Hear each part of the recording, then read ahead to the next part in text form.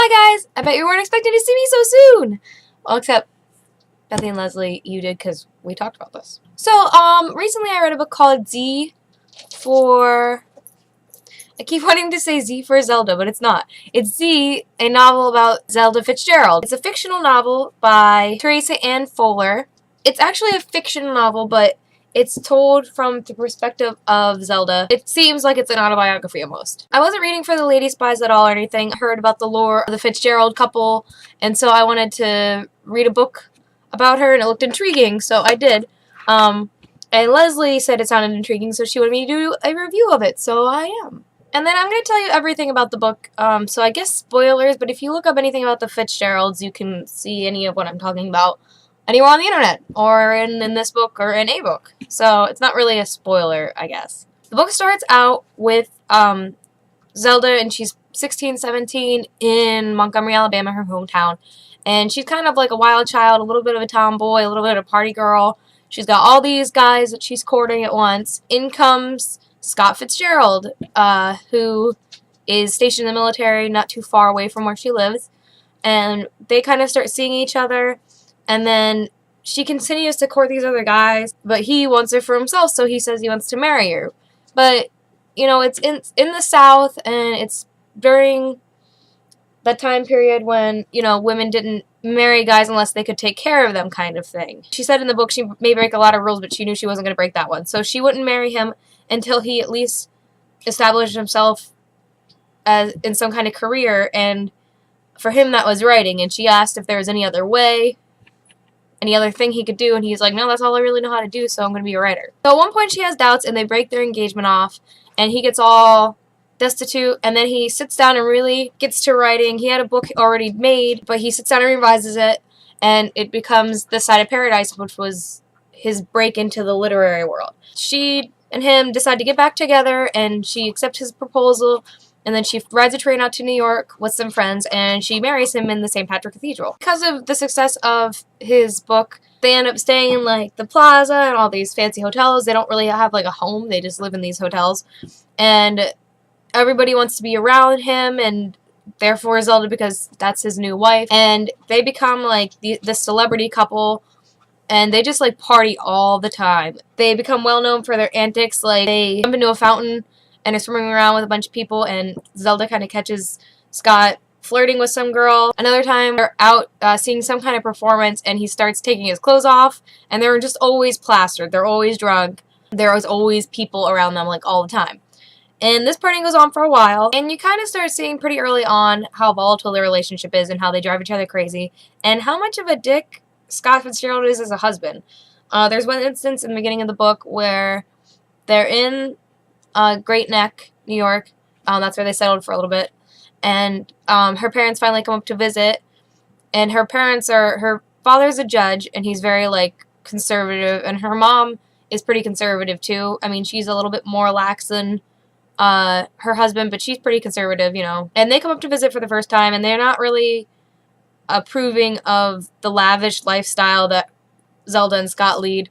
They come up to visit anyway, and Scott's friends come in drunk while they're having dinner, and before Zelda can, like, rush them out, one of them throws up in the sink, and this really makes Zelda mad. And after her parents go to bed, Scott and Zelda, they get in a fight, and Scott ends up, like, hitting her and giving her a black eye. To support themselves, because Scott spends so much time drinking, they both do, but Scott, instead of working, drinks. He writes stories for magazines and newspapers. He'll take words from Zelda's diaries and turn it into his stories. Also, when he's trying to create his new novels, Zelda Fitzgerald is, like, his muse, but also, like, she helps him edit it, and she helps him, like, figure ideas out and work out plot issues and all kinds of stuff. It's really like they're writing the books together, but he gets the credit for them. And even there's a couple times where she goes to get a story published, and it comes back with his name on it. And he was like, well, they won't publish it unless it's just my name. Or sometimes he'll put her name on it, but only if his is with it too. Another way he's kind of a dick is he's very controlling about the kid situation. While they were courting in Alabama, they sleep together once before they get married and don't tell anybody, but she thinks she might be pregnant. So he's like, hey, this isn't the time for you to be getting pregnant. I'm not established as a writer, and I'm not making, like, any money, so you need to take care of it. And she's like, well, maybe. And he's like, no, you need to take care of it. She goes and gets, at the time they had these abortion pills, so she goes and gets them, but then I guess she doesn't need them. I don't know what that means. I don't know if she, like, made herself miscarry or if she just got the monthly thing or what. But she doesn't take the pills. Then later on, while they're living in New York and Great Neck, they have another, like, accident where she gets pregnant, and this time she does end up taking the pills. And that was kind of at his insistence that, oh, well, they're not ready for kids yet, and they still have to earn more money and stuff. And they end up settling down long enough in Great Neck for him to sit down for a couple months and bang out the book, The Beautiful and the Damned, and for her to actually get pregnant, which they both planned this time. And they get pregnant with their daughter, Frances Scott Fitzgerald, and they call her Scotty. And this is another reason he's a dick. She wanted to name the baby Patricia, but Scott was like, no, we're going to name her after me. We're going to name her after me. And they called her Scotty as a nickname. They moved to Minnesota to have Scotty, and they're there for a little bit, but then he gets bored, and I guess she kind of gets bored too. So they end up moving to France. While in France, they end up making friends with all these different artists and literati type and singers. They make friends with Cole Porter and Linda Porter, his wife. They make friends with a couple other artists and people and poets. And over there in France, art was celebrated as celebrity status, not really movie stars. So because Scott was already in that world, they just kept partying and they kept making more and more friends. And along the way, you meet Ernest Hemingway and his wife Hadley. Ernest Hemingway is still up and coming. He's not really famous yet. And so Scott kind of takes him under his wing, and they kind of feed off of each other. And Scott helps him edit his books, and so a lot of the books that Hemingway writes, Scott Fitzgerald actually, like, kind of half wrote and, like, really helped edit a lot. And kind of off the bat, Zelda doesn't really like him because he's all like, I'm a manly man, and all he does is talk about manly things, and she finds it irritating, kind of like he's fake. And Scott's like, oh, this is my bestie, I don't know what you're talking about, and kind of puts Ernest first. Ernest is spreading around town that she's crazy and keeping Scott from his work, and that's why Scott isn't successful, is because of Zelda, and she's too distracting. And at one point in the book, Hemingway, like, corners her outside and is, like, gonna rape her.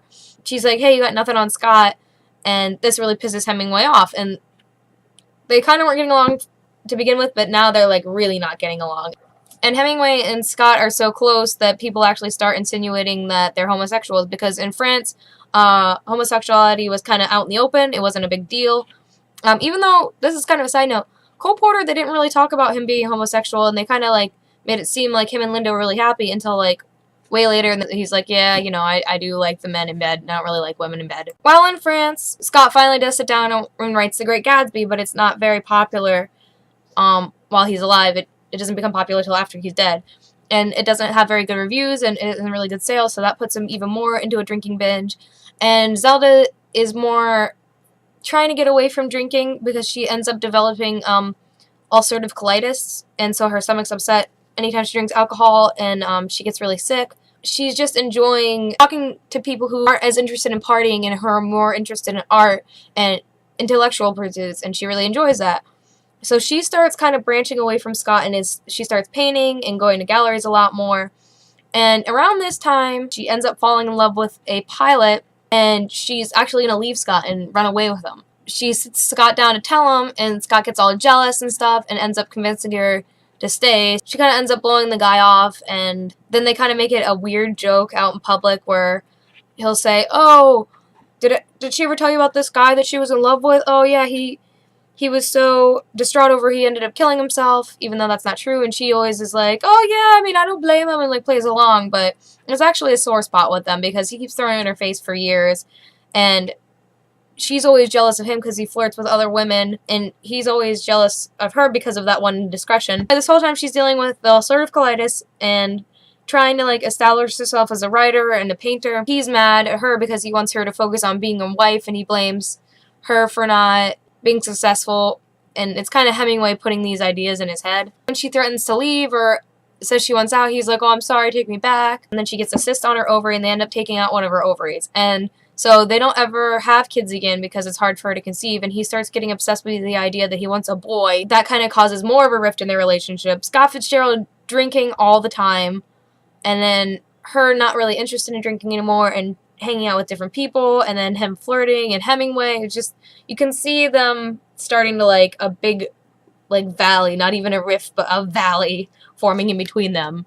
At one point, her and Scott go to Hollywood because he tries his hand at writing plays and stuff, but he wants to settle down in Hollywood for a little bit to start writing screenplays, so they move from France to Hollywood for a little bit. While they're there, he starts like having kind of an affair with some 17-year-old actress. Instead of making their marriage better by moving them away from Hemingway and everybody, it actually like causes them to fight even more, and so they end up moving back to France. She starts getting more into writing and getting more into dancing as kind of a way to like cope with the crumbling marriage and all this stress she's put under. She gets into ballet, but she becomes obsessed with ballet, like practicing 8 hours straight a day. She actually gets pretty good, and she gets offered a actual dancing job with a dancing company in Naples, Italy, and she asks Scott like, hey, can I please do this? And he's like, no, your first duty is to be a wife, not to be a dancer. If you wanted to be a dancer, you shouldn't marry me. She's like, hey, I followed you all over the country, and I followed you over a bunch of different continents.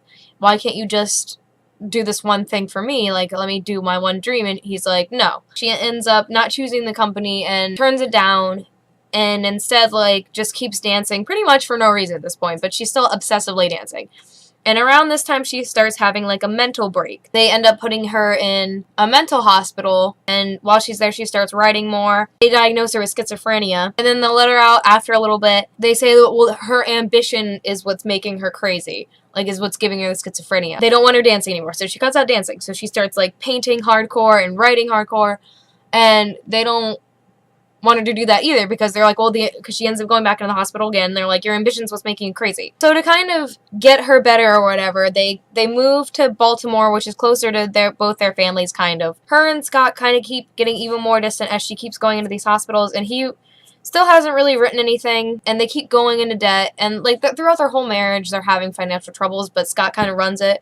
She is going in and out of these hospitals, and it's driving them even more in debt, and he drinks even more heavily. And eventually Zelda moves to Montgomery, Alabama, her hometown. Scott moves there too, but he gets really bored, so he ends up moving to Hollywood to try to like work on his next novel that never comes and work on his screenplays. And while he's there, he starts having a relationship with this woman named Sheila Graham, which is like a famous columnist, but they don't really mention that in the book. I found that out after I read the book. Zelda's just kind of like working on painting and working on her mental health, and like they want to keep her in a mental hospital indefinitely, but she doesn't want to go indefinitely, so she just kind of like chills at her mom's house. And their kid's in college by now. And so while she's in Montgomery, she tells Scott like, hey, I want to still be with you, like, when can we work on that, because I'm better than ever. And like right after she writes in this, she gets word that he's had a heart attack and he died. That's kind of where the end of the book is. So it ends on kind of a down note. And then I found out after reading the book that Zelda Fitzgerald died in a fire in a mental institution like 8 years later, which is sad. So that's the book, Z, then a novel of Zelda Fitzgerald. It kind of starts out fun and kind of disastrous, but then like halfway through it gets kind of sad and depressing, especially like after they crush her ambitions and she's put in the mental hospitals a lot. It gets really depressing. And it's frustrating to read because you like, it's on the cusp of feminism, and like there's all these like new ideas going around, but like everybody, including herself, is still stuck on the idea that like she has to be a wife number one and put her art and her goals second, which was really frustrating for me. And what I liked though was that back in the day the celebrities weren't like actors and actresses. Yeah, they were famous, but it was like artists and literati type, and I thought that was really cool that that's what the celebrated people were, instead of now we have like reality stars of Justin Bieber. Also, the book made me really hate Ernest Hemingway. Like, I always heard he was a douche,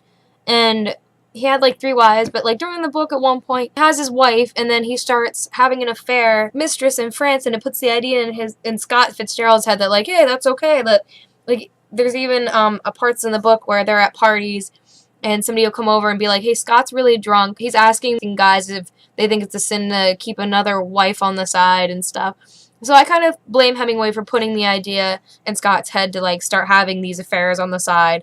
Because yeah, he flirted before, and he probably would have cheated anyway. Also, I can kind of relate to a friend driving a wedge in between a relationship, and so that's another reason why I probably hate Hemingway. The book wasn't super great, but it was interesting. nonetheless, I guess, I mean, give it a try if you want to. The books I got out right now are The Art of Racing in the Rain by Garth Stein, and I'm probably going to cry when I read this because it's told from the perspective of, like, an aging elderly dog, and you know what happens to aging elderly dogs, and so there's that, and it's the story of, like, him telling about him and his owner's life together.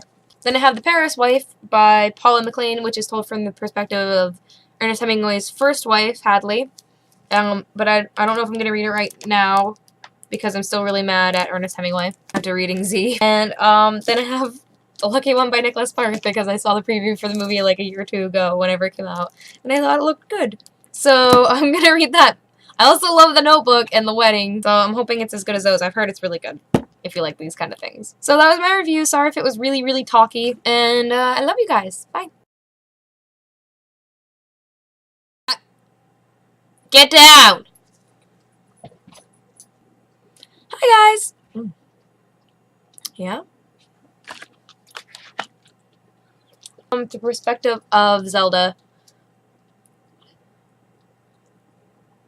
So it seems like it's an autobiography almost.